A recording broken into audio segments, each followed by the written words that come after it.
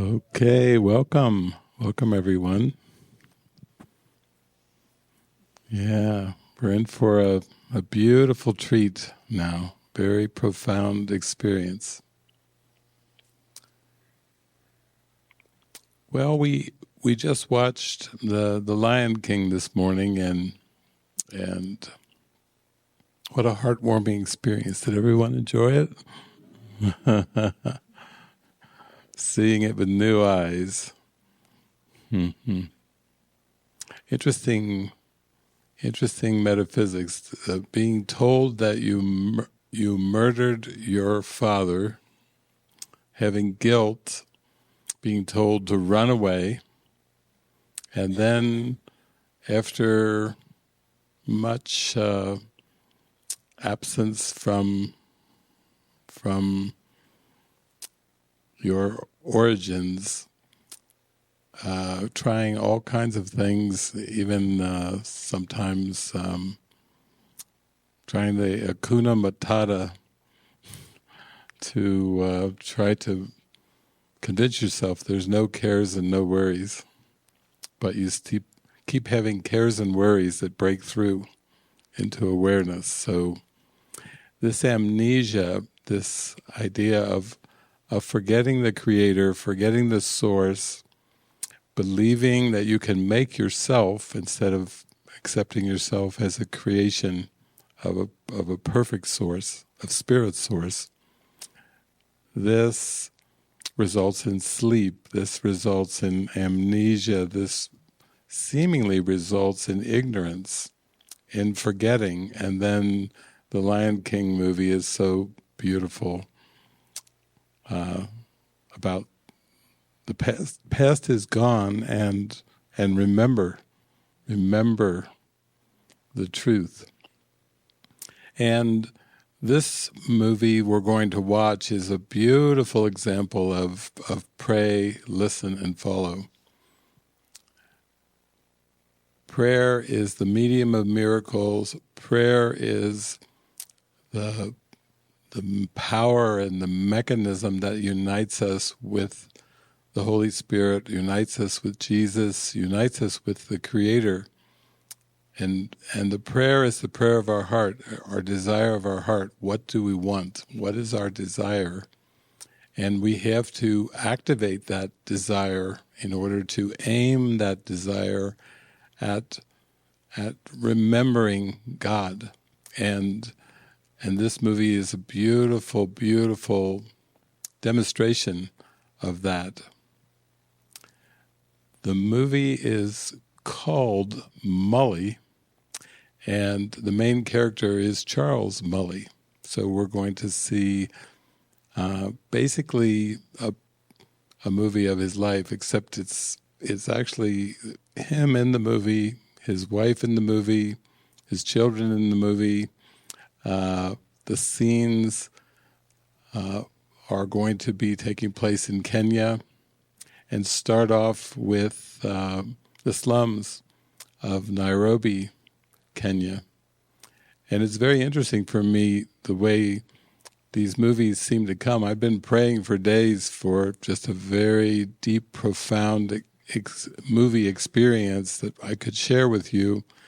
And then the morning of the day that I watched the movie, I received actually a call came in from Nairobi, Africa, kind of a foreshadowing what would come to me, and then later in the day, the movie. And then afterwards, a conversation with the pastor who had tried to call me in the morning, who said his church is right in the slums of Nairobi. So we're going to start off with our opening scene in the movie is the slums of Nairobi, Kenya, Africa. What's so helpful about this movie is that we start to get a deeper experience through Charles's experiences as we see scenes from his life, and we start to get this sense that we have to begin to face feelings that we have pushed away. And those feelings, in terms of the human condition, are often betrayal and abandonment and rejection. So as we go through the human life cycle, seeming life cycle, those emotions of betrayal and abandonment and rejection come up, and we associate them with different experiences that we have in the world, different interpretations that we have. But what we're learning more and more is that to believe in this world, to believe in the perception of this world, it requires an underlying belief in separation from God, which the Lion King was showing us, the belief that God has been murdered. If God is pure love, and you have an experience that's not pure love, then that's the same as believing God is not God. And it may sound a bit extreme to talk about murdering God, but if we could just define that as believing God is not God, that there's something other than God, that is what the murder is. It's a pushing out of awareness of the divinity of our source and our true being. So that's a beautiful setup for this movie, because Charles is going to have to pray his way, as we all do, through this experience of this world. Also, he will receive his inner messages, and he will follow. And a lot of times when people talk about spiritual awakening, they don't really go into the topic of prayer and how important prayer is, or listening and guidance. And finally, the following. You have to follow the guidance that's given. And the main character in this movie, this is all based on actual events that he experienced. All of the experiences are coming from this inner prayer, this inner connection with God. There are sometimes teachers that don't emphasize prayer and don't emphasize actually guidance, and therefore don't actually emphasize following guidance. But those three aspects of pray, listen, and follow are absolutely essential. And to fully wake up from this dream, you have to really grasp the power of prayer and the power of the mind. You have to really believe and have faith in guidance, whether it's an inner voice that you hear or intuitions and feelings, something that nudges you and nudges you and nudges you along the way.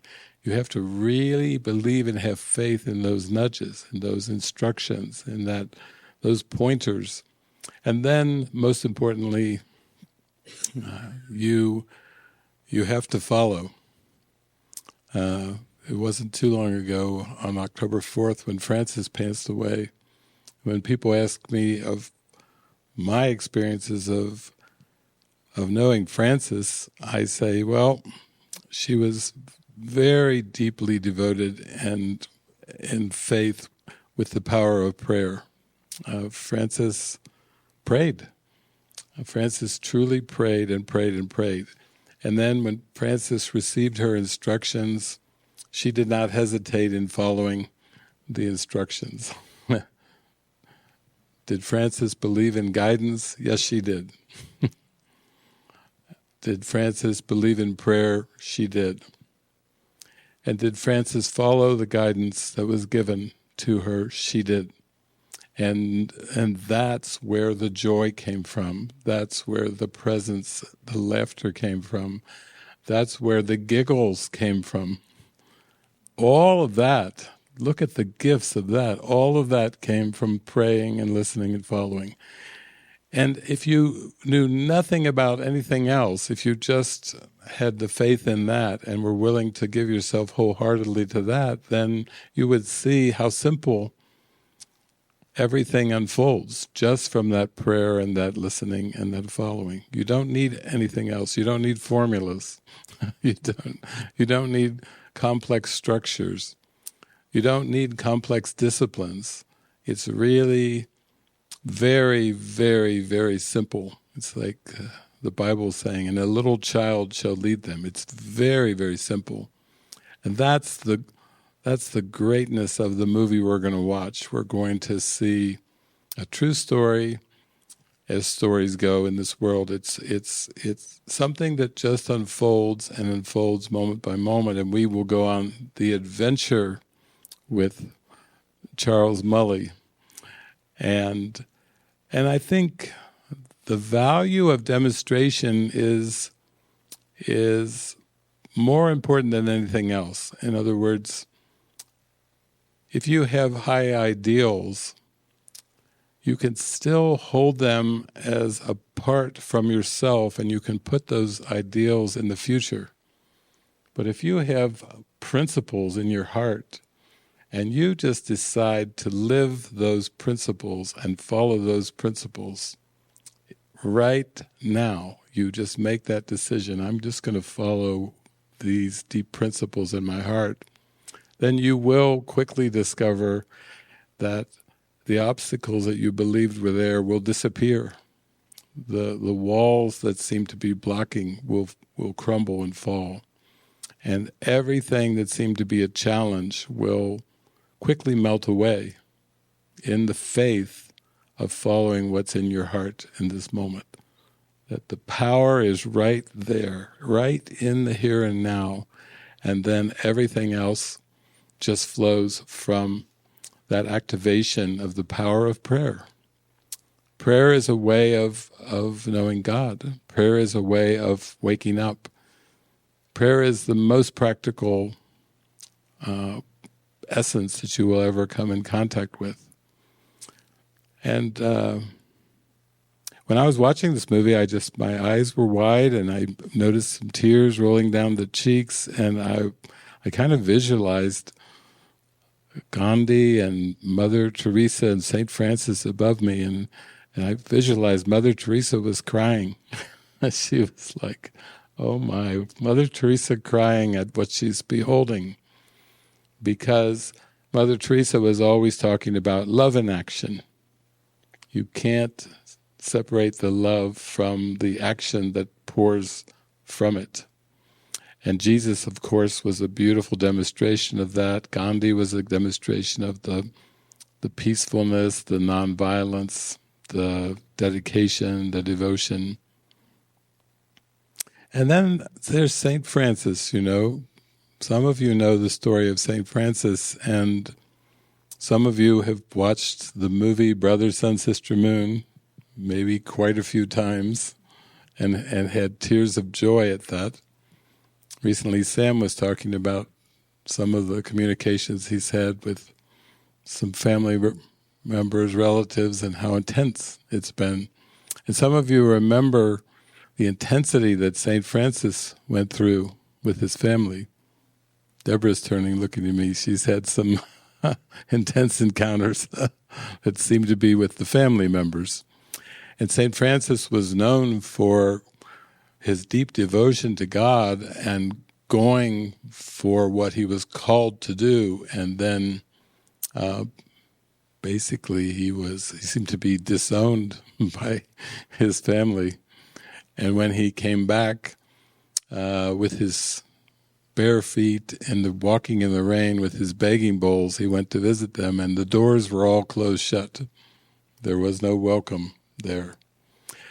And for many people who go on the spiritual journey, this can be a big challenge or a sticking point. It's the idea that you're letting somebody down, that you're turning away from somebody, that you're turning towards something that you feel called to go to in your heart, and yet the haunting beliefs of guilt, that you've done something wrong, that you've let somebody down, that you turned away, that you didn't fulfill an expectation or an obligation that you should have. Those are pretty common on the spiritual journey. I know Melly's had her son, and that's been a thing too. It's emotions coming up from that. And this is Mully. And this is Mully to start to show us that what we have been perceiving with our five senses is a trick. And this trick involves the projection of the ego, and the ego is the belief in specialness. The ego is the belief in special love. The ego is the belief that love can be fragmented into bodies. It can be compartmentalized into close ones, beloveds, or people that we're indifferent with, or people that we've called enemy. It's the belief that love can be partial. And Jesus is teaching us that love is whole. You cannot know love except by knowing the love of God. In fact, a workbook lesson, he says, there is no love but the love of God. Love is one. And if you don't know it as one, then you don't know it.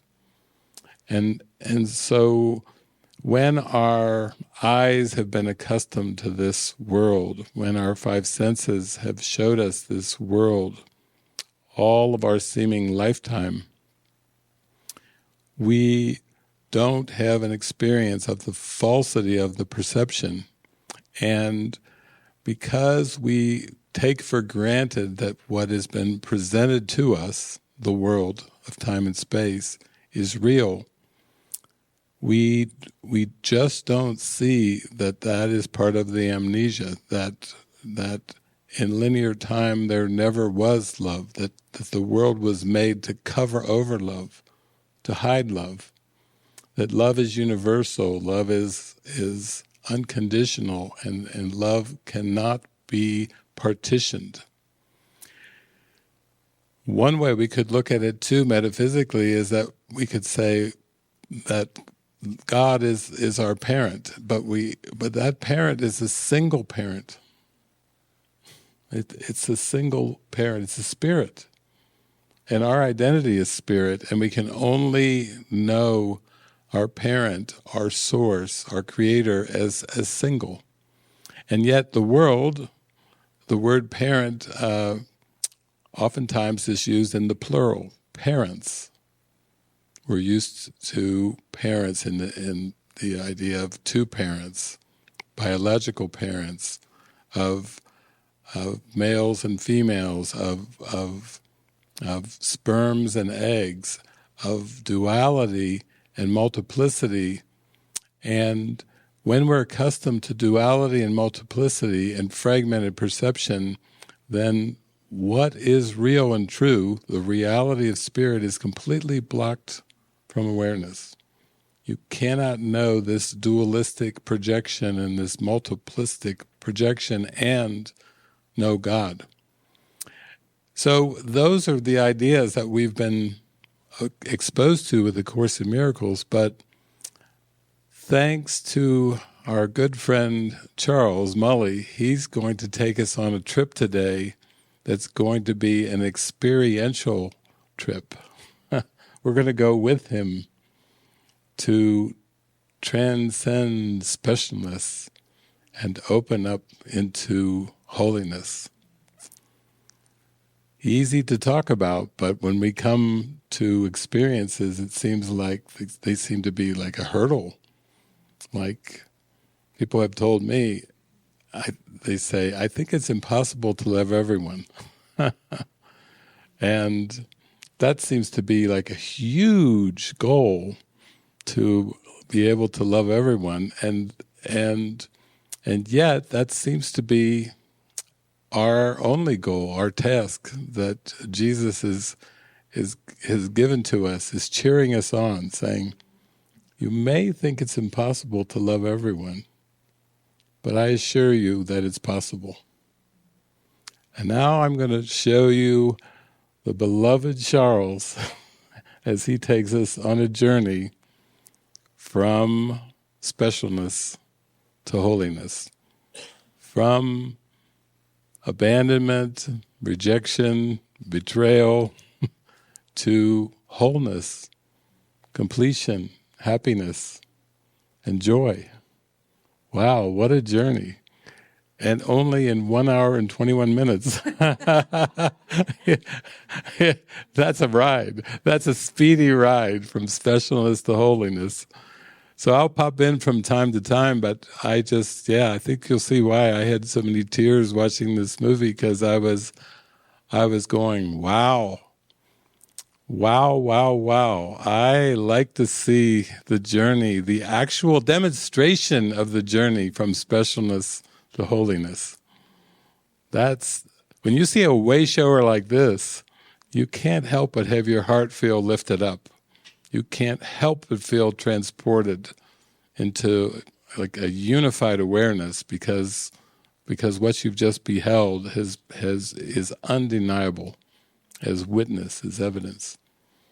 He's going to start off without mighty companions, but just like in The Lion King, in the end, on Pride Rock, there was Simba and Rafiki. There was the whole gang, the new little cub coming there with Rafiki holding him up, and there was Timon and Pumbaa, and the mighty companions are all there. And that's what we're going to see in this movie. We're going to see it go all the way through the mighty companions, and he's going to just keep collecting mighty companions as he goes along. Also, this movie is going to involve orphans. And after this movie, I was just reflecting, thinking, wow, we have 7.8 billion orphans on this planet. Because an orphan is one that is not aware of the parent. And it's not parents, they're orphans because human beings have a creator in spirit that they're unaware of. And so it's to imagine 7.8 billion orphans walking around. And what do you do with that situation of a planet of the orphans instead of planet of the apes? We're dealing with the planet of the orphans. People talk about, the homeless, the streets of the big cities that have homeless. What? These are all orphans. We got 7.8 billion orphans that are all homeless, all believe there's something that they are not, all come without a self and make one as they go along, and that doesn't go very well, and all who've forgotten home, who've forgotten heaven and spirit, and literally point the finger at people laying on the streets of San Francisco as homeless, not realizing that they themselves are homeless and wandering, lost in time and space, in a fictitious imagining that God didn't create and doesn't even know about. So sit back, enjoy the ride, and enjoy Mully. I think for all of us, most of us will be seeing this for the first time, but Jesus sent us this one. It's like a sweet Christmas present from Jesus. So here we go. So he's reached his St. Francis moment, where St. Francis had an illuminating experience, and then he basically told his parents, told his friends, told everyone, and they pretty much reacted as the wife and the children, and including the geek. That's just total madness. Just total madness. Absolutely unbelievable that somebody would say that at dinner and then go on and on about, I'm going to help the poor, all the things that St. Francis had talked about, all the things that Jesus had talked about. Sell everything that you have, give to the poor, and follow me. Seek the kingdom of heaven first, and all else will be added unto you. It's like a turn in the mind from the belief of trying to do it the world's ways. And you could see he actually went from feeling totally abandoned and life was totally meaningless, and then step by step things started going good, and he thought, He was very enterprising. It got better, better, better, better. But there always comes a point, in his case, where he just felt so sick and so bad. And he didn't really know why. He just was kind of like, why are you bringing me down? Why are you bringing me back to poverty? Why would you turn me back to poverty? And what we learn from Jesus is that poverty is a state of mind. Poverty has nothing to do with the material world. Poverty, Jesus tells us in the Course, is ego thinking. So you could seem to be rich in the world and be very poor if you have ego thinking and belief. One time, you might remember in the St. Francis movie where he was out and they were just helping some farmers, and one of the farmers said, "Let's give them some to eat," to the Franciscans. And then another one had a huge reaction and said, These are the sons of landowners. And St. Francis answered, "We are all poor in the eyes of our Lord," meaning, again, if we're believing in ego, if we're following the wrong voice, that's where the poverty is. So for him, it was the big hit. The first big hit was like, oh my gosh, it's not to be found in the making of money. And so he just matter-of-factly announces that he will never work for money again. He's going to sell everything. He's going to work for the poor, for the orphans, for those that he's seeing. And this is what Jesus meant in the Bible by take the stranger in. He said when he looked into the eyes of the hardened young man there, he said, I saw myself, I saw faces of myself. It just was a moment of starting to realize that there's nothing really apart from me. I'm just seeing myself. I'm seeing myself when this man's expressing hatred. He's got these dark, kind of cold eyes, this meaninglessness. He said, just like I'm seeing myself. So at this point, this is the turning point where you have to see that you don't have different separate interests from anyone, and yet that point of divergence, of turn, is going to be the big point in the mind for the awakening, because this is the point where you basically are turning away from everything you believed before. The past is gone, like Rafiki said. It's gone. And now let's just watch him as he just is very matter-of-fact in kind of announcing this. Because when you have that experience, when St. Francis had that experience, and here when Charles had that experience, it's not going to always be perceived as a popular choice by the world. Remember, the ego made the world. So this is a choice to turn away from the thinking of the world and open to a new thought system, to new guidance. And then the remnants of the unconscious darkness are going to be around. It's a lot of mixed messages. You get some miracle messages, and then you get some really dark messages like, you're crazy, it's nuts, you've lost your way. And that's the turn of beginning to turn away from the ego belief system, from the poverty of ego thinking to a new way of thinking and believing. It's just starting. It's just starting. It's not ending, it's just starting. But this is the example of the dismantling of perception. When you feel put out by somebody who left the light on, when you feel put out when somebody didn't flush the toilet, when there's a toothbrush there with toothpaste, and you go, that's just rude. It's the dismantling of perception. When you give yourself over to the Spirit, you can know for sure that the perception will start to be dismantled. Your mind will be unwound. Even at the end of Lion King, I noticed for the first time, I've seen the movie many times, I noticed the very end, it was called The Path of Unwinding. I was like, never saw that. At the very end, the path of unwinding, in the circle of life, in the swirling circle of energy, of love inside from the Holy Spirit, unwind the mind, unwind. It's the first time I saw the path of unwinding at the end of Lion King in the circle of life. So it's the perception that seems to be ordered. There seems to be a sense before the kids start coming in of order in the house. There have been people in monasteries, I remember nuns that would say things like, cleanliness is close to godliness. And yet, when you say yes to the calling, that is giving your mind permission to be dismantled.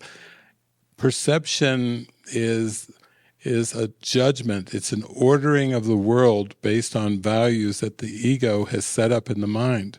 So what people think of as their everyday normal perception of, this is how I like my life, this is how I prefer my life to be, the preferences are part of the ego system. And the preferences have got to go because there aren't any in the kingdom of heaven. Heaven is just pure love and oneness. So the preferences are the judgments. The judgments aren't just the negative end of the spectrum. The preferences are the whole spectrum. So you can see, particularly at the first dinner table when he announced he would never work for money again, he would be giving to the poor, he would be helping poor children and everything.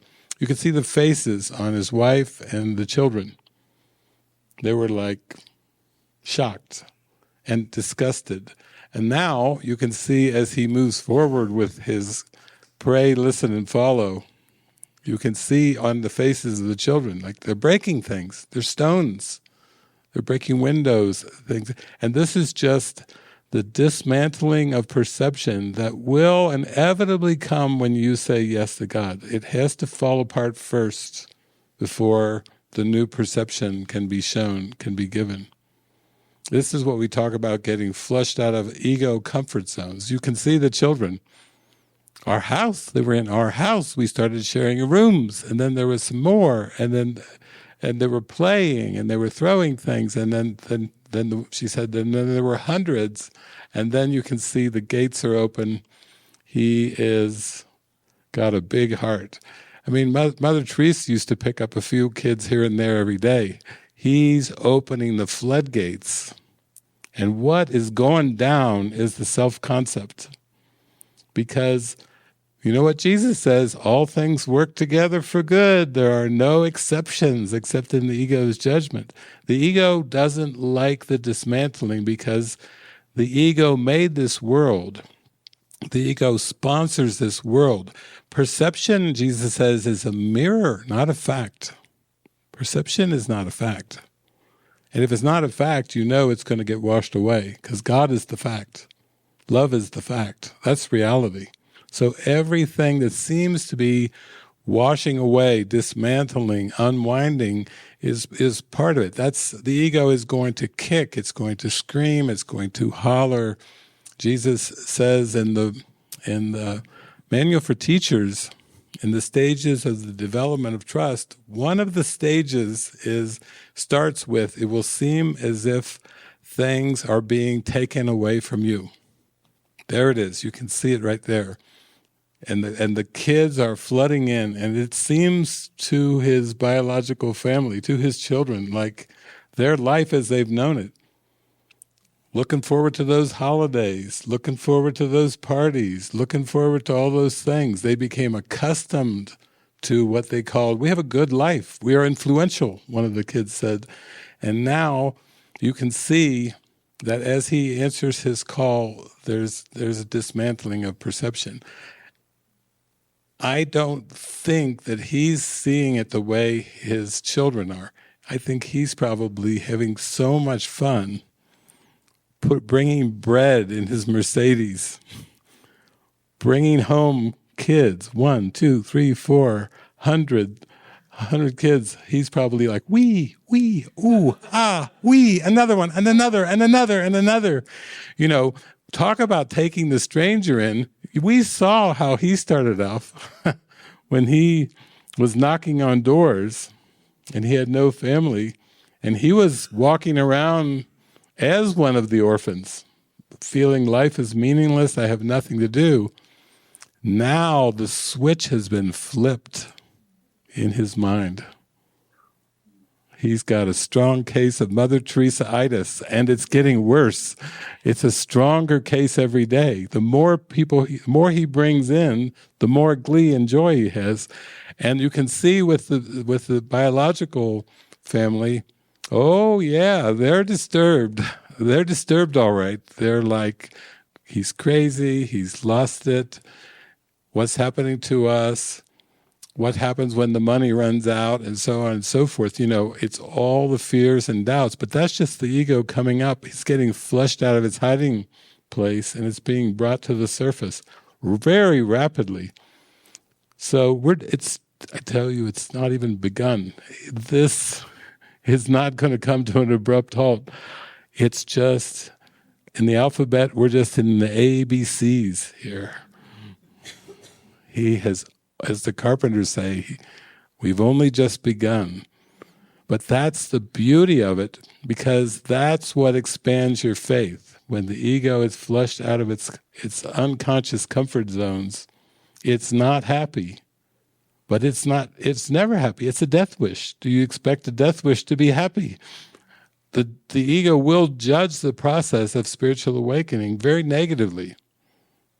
And it could be in your own mind where you're doubting, what have I done? Will I ever be able to go back and have a normal life? Can I even go back? Is there anything to go back to? You know those thoughts like, oh my God, my plan Bs are starting to feel farther away. Where are they? My plan B, C. Are you back there? Are you still back there?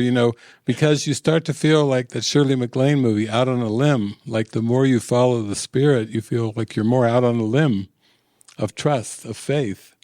And you can see seems to be quite enjoying it. He's not slowing down.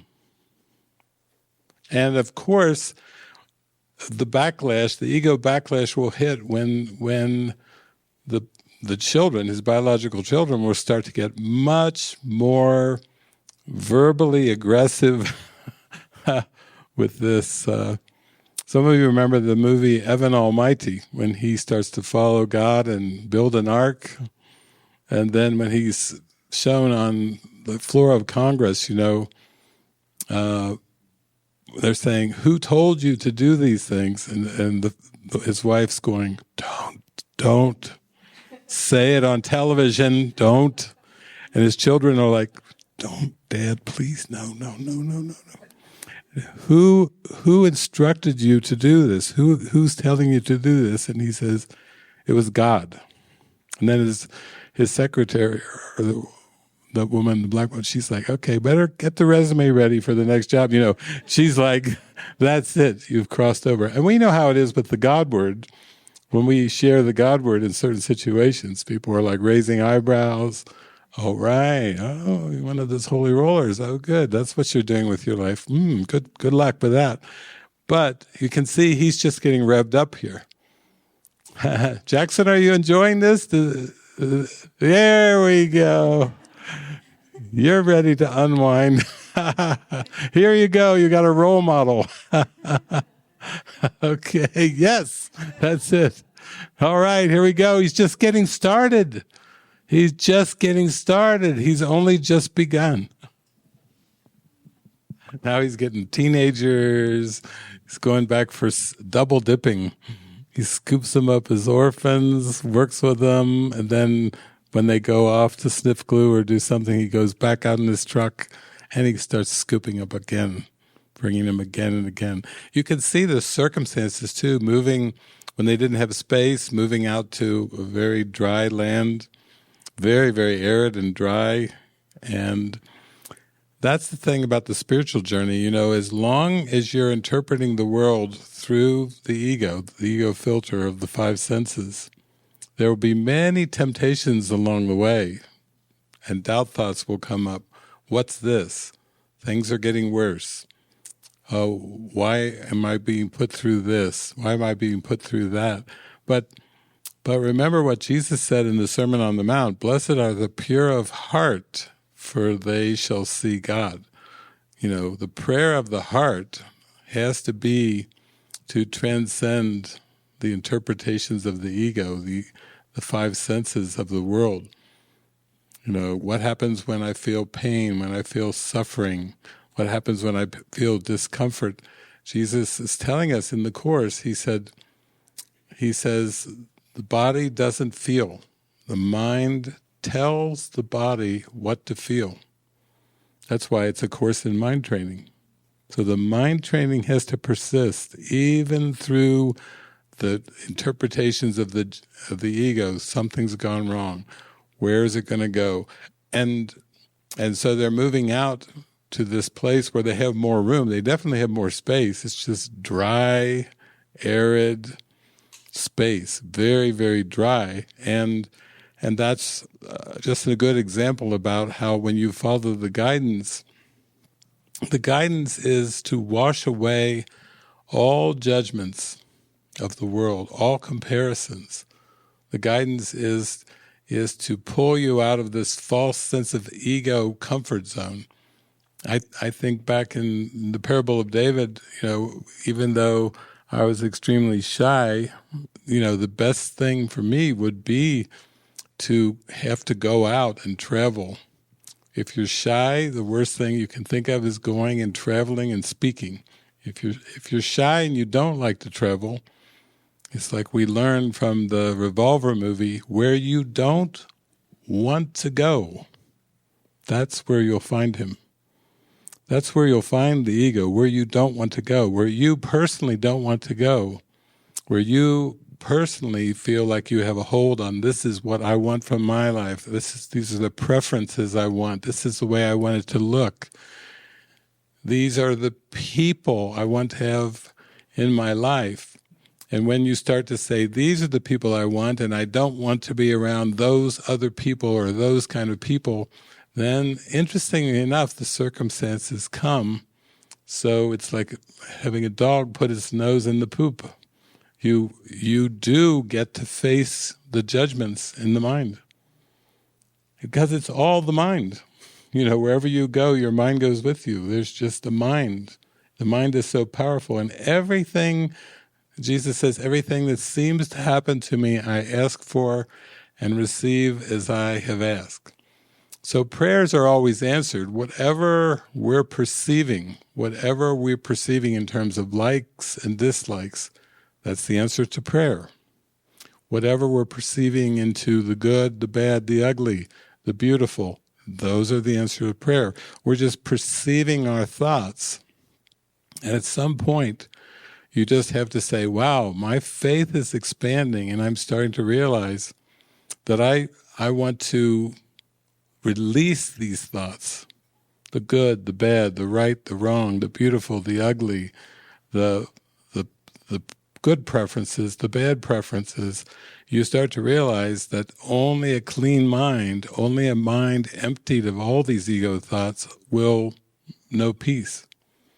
And that's why it just takes faith. That's why you can see with Mully, his whole journey is just expanding faith, expanding faith. Even when the kids go back to the streets to sniff glue or prostitution or whatever they're doing, his wife is saying, we're very sad when they left. And yet you see him, he gets in his pickup truck and drives by with all these, now they're like teenagers, they're young adults, and you see his smiling face like, I got him. I got a bunch of, take the stranger in, take the stranger in, take the stranger in. Don't push it away. Don't push it away. Don't try to judge it, label it, and then dismiss it. Because projection, what Jesus tells us is projection is the attempt to get rid of something that you don't want. Projection, that's how this world arose. It was an attempt to get rid of something that you don't want by seeing it as if it's outside of you. A convenient trick. But as they say, by the grace of God, there go I. You're always looking at your thoughts. You dislike something, Jesus says, pluck that dislike from your mind. You prefer some outcome or some form to be a certain way. Jesus is like, okay, pluck that. Let me pluck that from your mind. let me pluck the things you think are good, as well as let me do some weeding of the things that you judge against, all of them. And that's what this movie is really showing, because you see scene after scene, you can see Mully's smiling face. He's just going along. Okay, what's next? What have we got next? What have we got next? And what's so beautiful is that expands the faith. So now the next thing that they're facing is him and his wife, all these kids, they've moved to this place that's kind of more isolated, but it's also very, very, very dry. And they're facing all the things. I mean, our community went through the pandemic. We had to just navigate the pandemic day by day, moment by moment, prayer by prayer. There was a time when they came to me at the temple and they said, well, the governor of Jalisco has issued an edict, a declaration. I said, what was it? And they said, well, if you're 60 years or older, you are confined to the house. You cannot go out. I was like, oh, okay, this body's over 60. I had so much fun being confined, because you can confine a body, but you can't confine a mind. If you look at Gandhi was in prison.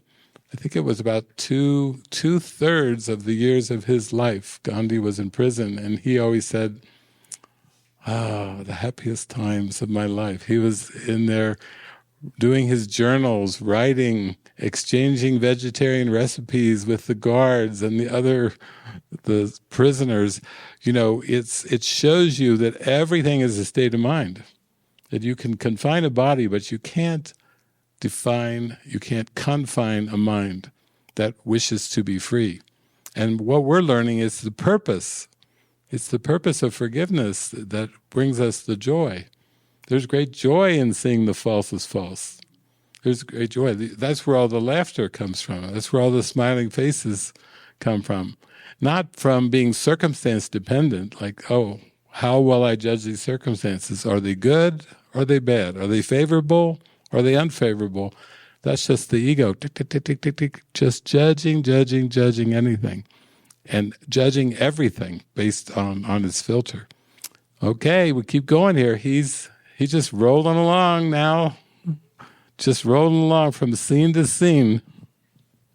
Yeah, that's kind of where our ministry is now with AI. Before we were digging for water, and then things can open up kind of rapidly.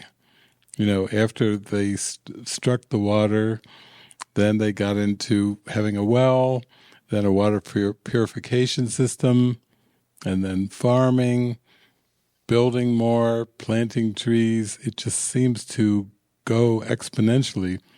But it often comes very quickly. You could see where some of them were saying, I'm not digging. This is like digging. We hit a rock. His own son said, we hit a rock.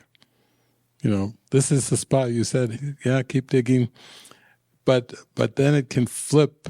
And that's the experience in the mind, that when you keep the faith and you keep the faith and you keep the faith, then things can start to seem to open up in your heart and your mind exponentially. We've, even in the past year, we had a 12-day retreat at the monastery, mystical experience. Yiska had a mystical experience. Ivan had one, was that a couple of days ago. The exponential things that come, it comes just from keeping the faith and letting go of all doubt thoughts. And you could see that's what was happening with the digging for the water. They felt it, they went out, they prayed, they heard the voice, where to turn, they went to the spot. And even though everything in form would say, this is ridiculous, they said they even attempted to dig wells like 100 feet down in the same area, and they found nothing. And here they were digging by hand and still relatively on the surface, and then that's where they found it. They found the water there through guidance. That again shows it's pray, listen, and follow. It's not based on analysis. It's not based on past learning. It's not based on anything of the past. Jesus says, let present trust direct the way. And that's what this movie is really showing. It's just one thing after the next. Let present trust direct the way. Present trust direct the way. It wasn't too long ago. I remember we had this, our monastery land, and I remember I was there and we decided to dig for water, hire somebody to dig for water in the campground. And so he finally came out and he got his truck, and I forget exactly what, but it was like hundreds of dollars for every foot that he would go down. And so they drilled and drilled, down and down. They drilled and drilled and drilled. And they drilled in the morning, and I kept saying, how's it going? No, we're not striking water. So finally, they kept drilling on. They would ask me, well, you want to go another 50 feet? You want to drill? And I said, yeah. I walked up to the kitchen up there at the monastery, and I walked in. Everybody had their bowls and their plates of food, and I said, now, I always say, don't pray for form and don't pray for outcomes. But right now, everybody pray for water. And within like 4 minutes, we hit the water. And it's all a testimony to the power of the mind. That's all it is. It's always just bringing the mind back to the power of the mind and to the power of thoughts. Because the realizations in the end have to be, okay, I have invented the world I see, and the power of decision is my own. I am responsible for what I see. I choose the feelings I experience, and I decide upon the goal I would achieve. And everything that seems to happen to me, I ask for and receive as I have asked. Well, you can see that is the end of victimization. That is the end of mistreatment. That is the end of poor me. Poor me. That is the end of why do bad things happen to good people. That is the end. That wipes everything out. If I regain and remember the power of the mind and I choose to forgive, then Jesus is saying that's exactly how you see the world differently. If you have people that seem to be naysayers in your life, if you can just say, oh, wow, great, thank you, Jesus. You're helping me discover a few more doubt thoughts that I was holding on to and hiding from you. That's the way to look at it, is just give over the doubt thoughts that come to mind. Don't make something of them. Don't build a case for stopping your search for God, or you're stopping your attempt to remember God based on a few doubt thoughts that come up. Recently, somebody told me that they said, my husband is telling me that my unconscious doubt thoughts are attacking him.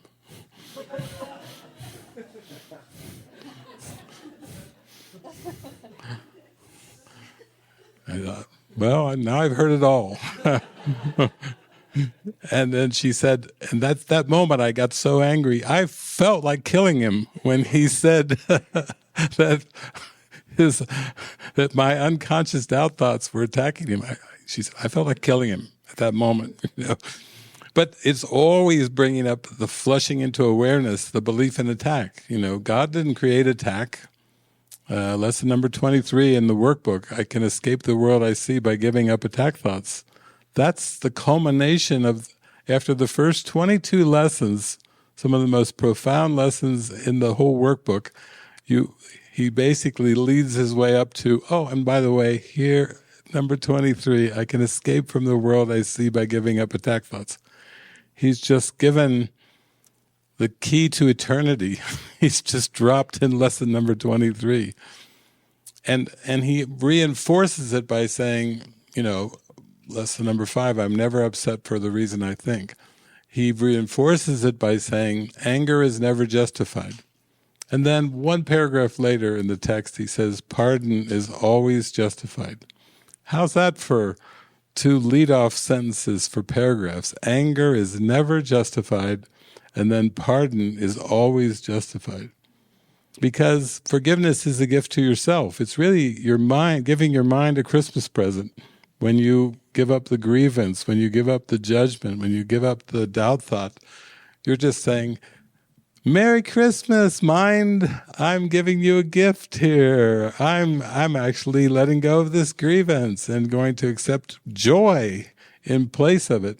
That's the gift that, not a material gift that we're asked to give, but we're asked to give ourselves the mental gift, to give everyone and everything the same mental gift of the release of judgment. And that's why you could summarize all of Jesus' teachings into 2 words, judge not. And he's saying not because you shouldn't, it's because you weren't created to judge. You were never created to judge, so you're just giving yourself a gift when you give it up. You're not really sacrificing anything, you know. Even the sacrifice word, what is the real meaning of sacrifice? In the Manual for Teachers, he flips it around. He says sacrifice is the giving up of what you want. What, O teacher of God, do you want? You have been called by God to the most glorious calling that could be, which is to forgive. Would you sacrifice the call? So he's just saying, you either answer the call or you sacrifice the call. That's a way to turn it around and say, wait a minute, I'm not going to deny my inner calling anymore. I'm going for it. So here we go. We get to see in leaps and bounds now. Jesus says in the Course, miracles fall like healing rain on a dry and thirsty desert. The signs of life spring up. Let's watch Kenya go from desert to green. So this is beautiful because, as you know, I've kind of gone around the United States, Canada, and the world for decades. And it was beautiful because sometimes I would go from course group to course group, and people would basically be putting down a lot of Christians in course groups, putting down Mother Teresa, and saying things in the course group like, don't they understand? No, it's a perceptual problem. It's a perceptual problem. The problem isn't the disease. The problem isn't the hunger. The problem isn't the homelessness. The problem isn't the poverty. It's a perceptual problem. And then I would go back a year later and they would say, it's a perceptual problem. And they would tell me about all their issues and all their struggles. And I'd go back the next year. We know it's a perceptual problem, but we're struggling with this. And finally I had to just say, after like 4 or 5 trips, maybe you have to admit that admitting that it's a perceptual problem is the key. You have to go inside to a point through guidance. These were also people that were saying, we're just going to read the book and keep practicing the lessons year after year, 10, 20 years. But this, you're starting to see, like with Mother Teresa, she always talked about love in action, that you cannot deny the prayer part of A Course in Miracles. You cannot deny the guidance part of the Course in Miracles. You cannot just put it into some kind of intellectual thought system and start to pontificate and try to speak and write books and do workshops and retreats on something until you have a transformation of consciousness that begins with an actual admission that it's a perceptual problem. Until you've actually taken all the perceived problems that seem to come through the ego's filter of the 5 senses, and you start to pull them all back and come closer to an admission that I have a perceptual problem and I need help. That's where the prayer starts. That's where the activation starts. You don't reach consistent peace of mind, consistent joy and happiness while you're still trying to define the problem in terms of the specifics and the form. You don't come to Lesson 79, let me recognize the problem so it can be solved, and then Lesson 80, let me recognize the problem has been solved. It's the 79 that takes the real willingness to let go of the past learning that previously defined the problems. Whether it's, you say, I have relationship issues, or I have issues with my family, or I have issues with the government, or I have issues with these policies, or I have issues with these behaviors or those behaviors. In the end, it's the purification of the heart where you have such a desire in your heart to hear only one voice that you're willing to give up the desire to project. Like Jesus says, don't project the error to time. That's the temptation, is to project it. But what I love about this movie is this is a demonstration. You can see it. You can see that this is pray, listen, and follow in action. It's a living demonstration of that, where it's just like, okay, here's what we're dealing with now. What are we hearing? What are we hearing? What do we need to do? This is showing that guidance is actually the way out. And the way out of the projection, of thinking that something in the world needs to change. Something would be better if it was different. So I love this reflection because it's just showing the power of prayer and the power of, we have in our mind, we have the ability to choose again. But it starts with an admission. We have to really start to accept that this is a mental problem.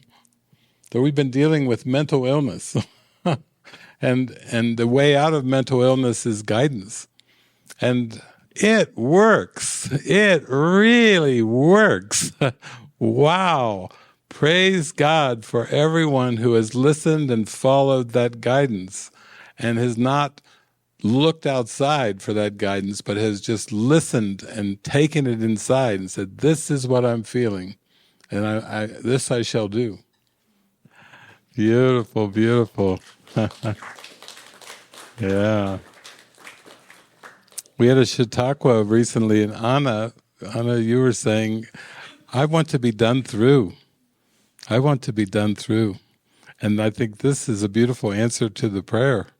The miracle works completely at all seeming levels.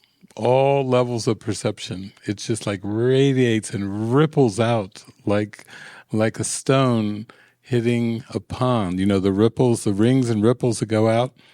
And because miracles work at all levels, ultimately it's because that really time is simultaneous and everything's happening simultaneously. That's why it ripples out that way. But it also is telling us that you really, really, really have to be true to the guidance and to following the guidance and stay in touch with your heart. You have the guidance inside of you, and you really have to be sincere and honest in following that. And you can see that was so great about Charles. He listened, he prayed, he listened, and he followed. And then the Spirit was able to use the body of Charles like a puppet, in ways that he couldn't even fathom or imagine. And we can see them all in this movie. It's just packed into this movie. But it's showing us that pray, listen, and follow allows for the action component. And it basically is saying, let your actions be under the guidance of Jesus and the Holy Spirit. That's when you'll feel the harmony of being done through. So the prayer of the heart always comes first. You have to be so authentic in really praying and really tuning into your joy and in your inspiration. for Charles, he's followed what the Bible said. With God, all things are possible. So he just was knocking on doors. He had not a cent in his pocket. He followed, and then suddenly, pretty quickly, he's a millionaire. And he's even into oil and gas, starting off with taxis, and then before you know it, he's into oil and gas, and he's probably a multimillionaire. And then he has this encounter with this boy in the street where he really starts to see him. He sees the faces of himself and this boy, and then he just drives in his car, and he doesn't even know where he's driving to. He just drives and drives and drives. That's like him praying. He's just praying and not even knowing where he's driving. He's just praying and praying and praying and praying. And then he breaks down. He really kind of has to surrender to God, and because he feels sick, he feels heartbroken, he feels he's questioning God. Why would you take me back to poverty? Because I think he starts to feel his calling in that car. And part of that calling is you're never going to work for money again. You're never going to work for reciprocity. And you're going to sell everything that you have. And he's probably thinking, why are you taking me back into poverty? Because he's associated money with abundance. And poverty with lack of money. But really, that whole definition is off too. So it just shows you how deep we have to go when we just say yes to this, and how then you can start to feel the actual love in action. Then you don't have to try to go toward or avoid anything in form, because you start to actually lose track of the passage of time. That's how you know when you're really letting go of the doer. When you lose track of the passage of time, that's when you're surrendered. Because time is the trick. It's only thoughts of the past, regrets, grievances, things of the past memories that are temptations, and also the future. If we honestly think that we know what the future will be, maybe we went to a psychic, maybe we had a tarot reading, maybe it was something, maybe we have set our minds so firmly on ambitions of how our worldly life should look, how our personhood should look, then those are blocks to the Spirit as well, that you really have to be led moment by moment. When Jesus says, let present trust direct the way, he knows that's the only way you can let go of past learning. You can't cling to some past learning and hope that you'll be happy.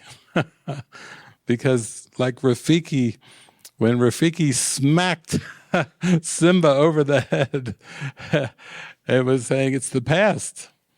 You got to let it go. That was like the moment when he was actually had the confidence to go back and be done through. And he didn't even know what that was going to be. He didn't even know how he was going to do it, but Narla joined him, and then Timon and the warthog, they all joined in when he said yes, when he said, I'm going to do this. Fearlessly heading back, and still the jokes continued, after they get back and they get back and it's all bleak and dark and black, Timon's like, oh, that's great. This is why we've come back, to save this.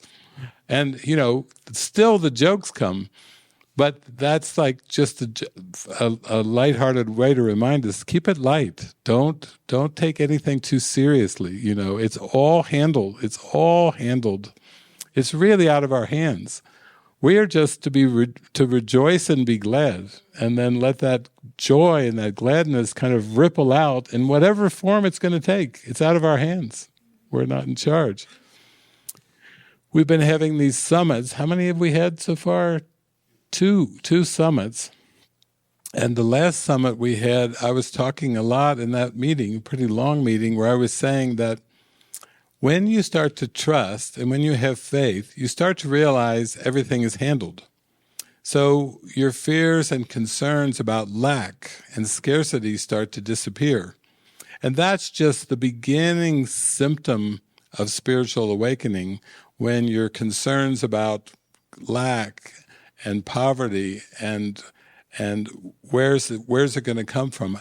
You know, for many human beings, they do live their lives, their entire parables out with this one thought going is, how am I going to survive?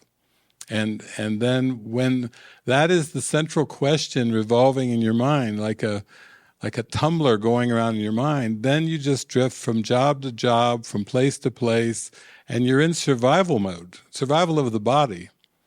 And Jesus is just there always saying, you don't ask for too much, you ask for far too little. When you ask, please provide for me so my body will survive, Jesus is saying, I think you can do better with your prayer. I don't think you want to stay at that level of prayer, because you can't go beyond the level that you believe in, if you believe in this scarcity. But I think what we're experiencing now is there's a synergy we feel. I felt it too in that AI summit we had. It was like there was a joyful synergy. There were all these witnesses of a team and going and building the beginnings of it. What was it? The monastery? Strawberry Bot.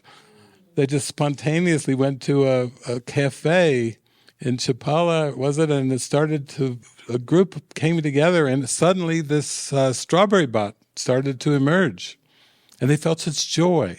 And they were sharing words like, it was like none of us were in charge. We were all just making our spontaneous contributions, and then suddenly this Strawberry Bot emerged, and then we were able to see the beginnings of the Strawberry Bot. Just from the night before, the idea came in, let's do it. Laverne said, yeah, let's do this. They gathered there, and there was joy in the room of everybody talking about being used and just being happy to be there, to be connecting, being used together in a collaborative way is really how you move beyond the scarcity and lack thing to higher and higher realms of joy in the mind, where you cease to be concerned about what Jesus calls lower order needs. You know, the whole belief in a hierarchy of needs is what the central problem is. The ego took one thing like scarcity and it spread it out into a rainbow and it called it a hierarchy of needs. And what Jesus is saying is, I need your mind, I need your heart, I need you to speak for me, I need you to let me use the body. I want you to place your body like a puppet under my direction and my control. And if you do that, if you will just let your body, your personality be under Christ's control, I will handle all of your lower order needs. He's basically saying, I'm going to handle all the things that before you were obsessed with. If you will let me run the show, I will handle all those things so you don't have to be obsessed anymore. You don't have to worry. You don't have to go through the day scratching your head. Okay, how am I going to pay that bill? How am I going to handle that thing? How am I going to handle this thing? You see how much energy is put into what Jesus is calling those lower order needs, because basically he's saying you have a higher order need, and that need is for love. You need to remember divine love. That's really your need. All the other stuff is fluff. And he's basically saying, let me handle the fluff so you can get about the higher order need and accepting the atonement, accepting the miracle. So that's why even with Helen Schuckman, who was a research psychologist, she had a lot of fear, she had a lot of resistance. It took 7 years to get A Course in Miracles through her mind and dictated out and through shorthand and then typed out with Bill Thetford. But basically, she still had her scarcity needs going on, and some of you know those stories. She still wanted a Borgana coat, a used Borgana coat. She would only pay so much money for the used Borgana coat in New York City, And Jesus once again said, the miracle works in all levels. I will tell you where to go to get the used organic coat that you want to wear in New York City in the winter. And let's get on with the higher order business. And that's why Jesus does not want us to get too focused on what he calls the minutia, because the minutia is focusing attention on the minutia is how the ego defends against the light. If the ego can get the mind so caught up into all the little things of this world, then the mind will continue to not believe that there is a higher meaning, that there is a higher purpose, that there is something more. It's always going to just be caught in the groundhog loop of time, going round and round and round. Oh, I've got to do this, and I've got this and that. And that was beautiful. Anna brought that up. She said, I need God. I desperately need God. I cannot go on. We can't go on together with suspicious minds. We cannot go higher unless we start to follow the example here of Charles. Charles was like, he was constantly in motion for God. We didn't see him hardly meditating or whatever. He seemed to be quite active in this movie. It was only an hour and 21 minutes, and he was all over the place. He was driving 4 hours to get water for children so they could have something to drink. He was going here, he was going there. He gave us a blazing pathway to start to realize that our purpose is no small thing. I see Micah and Amanda there. I remember when I first was in touch with Amanda, she said, well, I've got a mom. I said, oh, yeah. And she said, I've got 2 daughters. One of them's named Amanda, too. Yeah. They're grown daughters, but still, they're mom. And she said, I have no money for a plane ticket, and da-da-da-da-da. But yet we joined in prayer, and somehow she still came to Mexico, where she met Micah, and off to the races, races to God. There they are, hand in hand, arms up. And the thing about it is, you don't know what the future will look like. None of us do. But we have to be able to follow our heart, to really go for it, and we have to just be open to pray and listen and follow. We've got Wesley and Angie. You guys are our poster children for pray, listen, and follow. Savings in the bank, no. But transparently open whenever they have a need, that's good. If anybody has guilt around doing GoFundMes or anything like this, they will counsel you. Wesley's like, I've been through that. Been through it 100, 200 times. I've been through that. And Jackson, there you are, Jackson. Jackson keeps telling me I have the resources. He said, I'm going to come. I'm coming. And I said, good, we're ready. You bring your happy Rafiki laugh, your squeal of laughter. He recorded for me a voice of his laughter at the highest pitch. He sounds just like Rafiki the monkey. And now the ringtone on my phone is Jackson laughing. And it's also on a loop. So if I don't answer my phone, it just goes circular, loop, loop, loop, loop, loop. If any of you wonder why I'm not answering the phone and you're calling my number, it's because I'm listening to Jackson's laugh over and over and over. And I like to laugh more than answering the phone sometimes.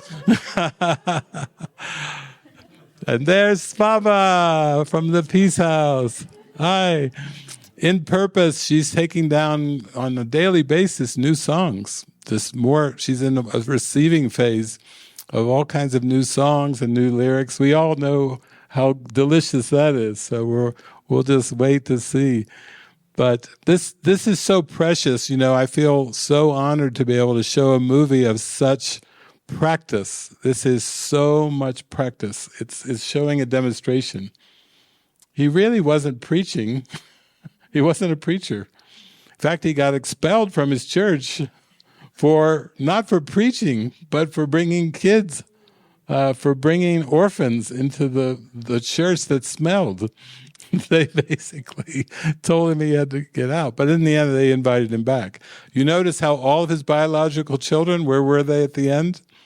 They all are positions in his foundation and his thing down there. So they all, just for a moment, were reflecting the doubt thought of, what is this? Nobody does this. This is too far out of the box. This is not acceptable.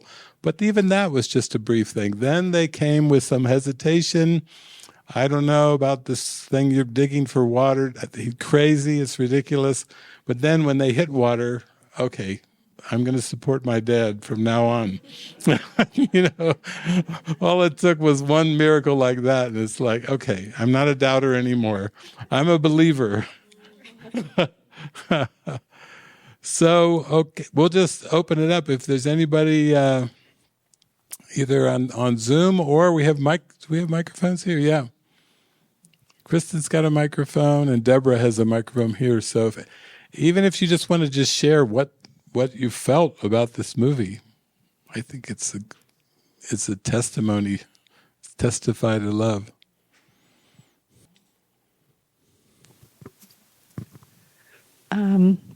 It's just amazing to see all these synchronicities around Africa.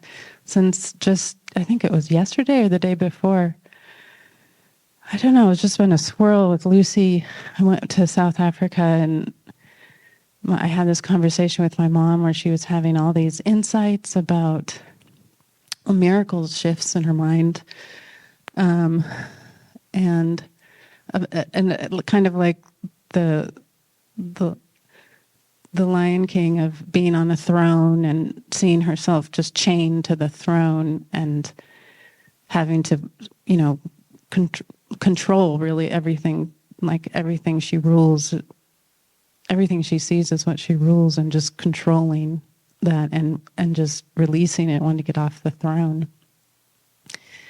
And then she ended up joining with Lucy, and they spent the day together, and Lucy was resonating and held the space for her, and they were healing together, and it just, and they also connected with Lynn and Jenny, and then, yeah. And so then today being all about Africa, I can just feel this huge swirl with all of it. It's like the spirit's just so far. The one thing I was thinking was like, it's beyond like my wildest imagination somehow. Like, and I can just feel this healing orchestration so far beyond me. Like it doesn't involve me, and I'm just really glad about it. Like it doesn't physically involve me, but around family healings, like I feel those issues getting healed with, just symbols with my dad too, and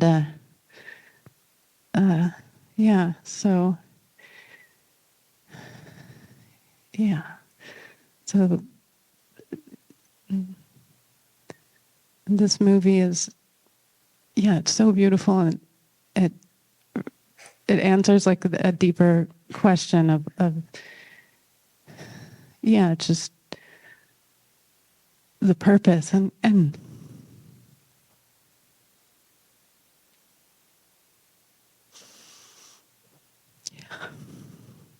that like that scene where you said, it showed a scene of all of the incredible property that they had built, and it just said, this is real. Like, this is real. This is what's real. When everybody comes together under that one purpose. So it was just so moving to see that. Yeah, and that symbolism of, with Africa, it's almost like a cliche, growing up, it's like, save the African children. And it doesn't seem real even from an American point of view. But the symbolism here was like, go within. Like you can save yourself. You're not a victim. You don't need to look outside yourself for it to be saved. And this was just such a, yeah, like you said, demonstration of that. And it just blew my mind, like the journey that they took, and they didn't go anywhere. And it was just completely beautiful, and just like that was the answer. Just plant trees, dig for water, very simple. Go pick up the children. But then he had that confidence building time of his life too, where he had millions, so he could start with something, and he knew he could do it. But then and then I was also thinking, like, his greatest weakness became his greatest strength, where he had to go back and face his past. It's just so beautiful. Yeah, so thank you. It's just very deeply touched. Thank you. Yeah, thanks. Yeah, it's so beautiful that when his family just left that night, that he was an orphan. And then at the end of the movie, there he is going with his hat on, calling the name and going out to scoop up more. At the very end, the movie ends the same way. Talk about the circle of life. It's just that beautiful heart just reaching out. And even when Jesus says miracles fall like healing rain on a dry and thirsty desert, that movie was so graphic. But it was almost like they were falling in the mind. The miracles are in the mind, and then the reflections light up, and the world is lush and green, where there was nothing, where there was just dirt, dry dirt. Then everything is so full and green. And I think that's the beautiful thing. It's through that experience, like a lot of us have started to feel the fullness in our life, like our heart starts to fill up, like we're happy to get out of bed in the morning. We're like, ooh, what miracles await me today? Kind of an excitement instead of the old self that we had in the past, which was a dread of getting out of bed. Now it's like, ooh, what's there for me? Thank you, Jessica. That's it. It's so huge that you can see that the personal, the Jessica's out of the picture, and it's all just happening way beyond anything that we could imagine. Because I've been getting a lot of those African symbols too, a lot of them. So it's just all around us. Yeah. Thank you.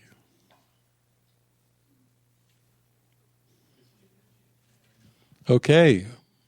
Wesley and Angie, and also Jackson. Hey, everybody. Yeah, what a beautiful, heartwarming movie. Yeah, a couple of years ago when we left La Casa, it was like all of a sudden all these Indian men added me to Facebook, and all these African men at the same time added me to Facebook. And the Indian men disappeared. I forgave whatever was going on there. And then there was this one African man named David Stengo or something like this. And for 2 years, I've been talking with him, and he runs an orphanage. And I've been watching him build this orphanage over Facebook and go through like trying to get donations and building like whatever buildings they're needing for the orphanage. And the first time it happened was right after I added him. Somehow I knew I needed to like let go of connecting with these other men and just focus on this man. And one day we were in Nahihik at a coffee shop, and it was like Jesus just poured through me. And I just sent him this message that was just like pre-written. I just wrote it. And it's happened a number of times since then. And then there was a boy also from Uganda, and turns out he was in the same city as David. And I was talking to him, and he wanted to finish school, and he was in like 17, and he wanted to finish his last year of school. And I just kept inviting him to pray for the miracle. And then I realized one day in prayer, I'm like, these guys are in the same city. This guy's got an orphanage, and this boy wants to finish school. And so I tried to connect them, and it just never really like worked. And I was like, am I trying to be the doer in this? Am I like trying to look at the form and fix something in the form? But yeah, I just kept going back to inviting inviting them into the prayer. And there was a certain point where, I asked David, like, what did you do with this boy? I heard he had actually blocked him because the boy was being very persistent, and he wasn't very clear with me. So I basically said, like, maybe it's like an invitation to like communicate more, because he was having difficulty in his orphanage and whatever. And so, yeah, I mean, that's kind of where it left off. And the last message the boy sent me was, "I want to start a business," because he was giving up school, letting go of school. And yeah, I mean, it's a reflection. I can see my own thoughts in this from the past. But yeah, it's like I'm seeing this show up. I heard you guys talking about, speaking to Jackson a lot, and some other things. And it's like, okay, well, what is this for me? What's the invitation there? Like, it doesn't seem like a really strong like forgiveness lesson, like, oh, I'm holding a grudge or a grievance or anything like that. I could see maybe there's like, I perceive like African people as different in some way, based on this whole like dialogue of third world country when I was younger. But I don't know what's being asked for here. And this is like, here's this movie, and it's like, wow, this beautiful, like heartwarming experience that's like, yeah, you don't have to deny, the form in this way if you feel your heart, if you feel the guidance. So yeah, I see there's something here, being shown to me, and I'm just not totally clear what that is. So yeah, if you're hearing anything in this, David, that would be really helpful. Well, your joy is AI. And so, that's your Africa. That's the whole continent for you is AI. And then the gifts come from that, because there's your joy and your inspirations there, and it just radiates out. And again, miracles touch people that we've never met, we're not even aware of. So just your joy with that is radiating out to the whole universe, every day. And we all feel the blessing of that. So it's so beautiful when you find something that calls you and you have passion for, then everybody feels the blessing. We can all feel it. Every time I open a base camp post and I see something you put on there, I kind of, ooh, what's this? What's Wesley found now? He's discovered something here. It was what was it? Something to do with Microsoft Fabric. Yeah, I was in there. Ooh, Microsoft Fabric, and how all your data integrates and all your data streams and data pipelines integrate. I said, oh yeah, Wesley's he's laughing in joy because he's discovering more. And then the blessing comes to everyone who's joining and collaborating in that way. And we have no idea how it will affect or help, but we know that the miracle does ripple across through all of the dimensions of time and space. And just that thought, is a joyful thought. So that's what I'm hearing. Enjoy. Thank you. And Jackson, maybe these people have not heard your laugh yet. I hear it every day on my phone. Yeah, we can go. We can start with the laughter.